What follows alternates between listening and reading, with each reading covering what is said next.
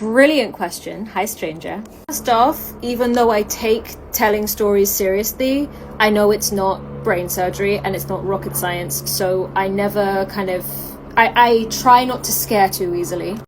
Most of the people that were unavailable with a long enough lead time that I was able to ask around the houses and see if anyone would want to be involved. Some problems were solved by throwing a little bit of money at it, and some money problems were solved by friends and family. So I also, especially when people are doing very massive favors, like coming in the last moment, or there's been a shuffle and they're doing something at a crunch, I try to make sure that there's something they are getting out of it as well. So it's not like I'm just asking for a favor dry. It's like, there's this opportunity, or we can give you this thing, or I can make sure that you get this thing on time, which is why it taking me almost a year to edit the films has been so painful for me, because there's a bunch of people relying on final films for their portfolio.